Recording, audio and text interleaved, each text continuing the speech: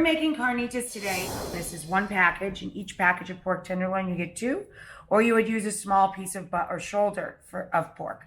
And I've seasoned with salt and pepper, and I've split each tenderloin down the middle into large chunks, then across. Here, I have cumin and coriander, ancho or Aleppo or a mild to medium ground chili or chili powder, which is a blend, of course. So chili powder in equal amounts, about a tablespoon each, cumin, coriander, chili powder, and oregano. In the center, I have a fat pinch of clove. John doesn't care for clove, or allspice. Don't tell him it's clove. I'm right here. And over here, I have a little bit of smoked cinnamon. Now, normally when I make this, I put in a small piece of cinnamon stick and take it out after the pork is cooked. My friend at La Boite makes this insane smoked cinnamon, so I put it into the ground spice mix. So that's a as you wish on that.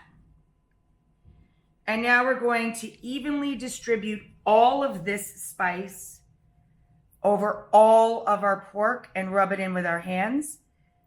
And I have high temperature cooking oil getting hot, and I'm using a tagine, but you can use any Dutch oven. This Dutch oven recipe. And we're going to lightly brown this mixture in the oil. Again, the oil is not that hot. You see it's sizzling, but it's not going crazy. I have to tell you the truth, this is even a little darker than I would like it. I let it go maybe a minute or two too long. Just a light golden is what I'm looking for here. And now we're going to add the bay, 2 chilies, the entire bulb of garlic, and large pieces of the orange zest. The peel, I should say, the orange peel, but just the very outer bits of the orange, just as if you were zesting it. The juice of the orange, see that we took the peel from, and the juice of 2 limes. Now we're going to add half a beer. Feels about right. And a little chicken stock, and then save some for later in case we need it. Okay? And then we're going to pop the lid on this guy. And again, for tenderloin, this will take 90 minutes to the point we shred. For shoulder, it could take up to double that, 2 to 3 hours, depending on how large you cut the pieces. Make sure you really nest in all of the chilies and garlic and get the pork covered to almost the top with a little bit of liquid at least, right? So it's coming up the sides, it's not covering it. And then as low as the stove goes, low and slow. So I'm just adding the roasted tomatillos, onion, and garlic to the food processor. And now we're going to add our hatch chilies or roasted poblanos as substitute.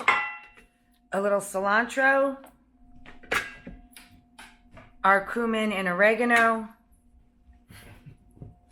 our lime.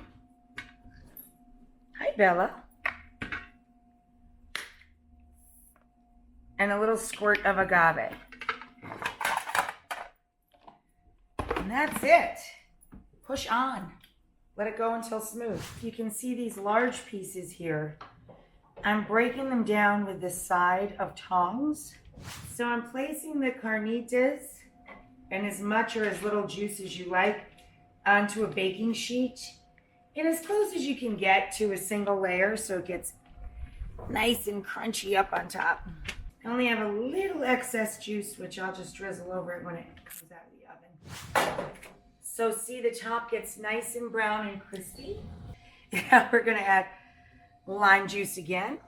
Nice. And then our dish is now cool to be cooked it in. Our Dutch oven, or in my case, a tagine. And then we're going to garnish the crispy pork with a little salsa so people get the idea, right?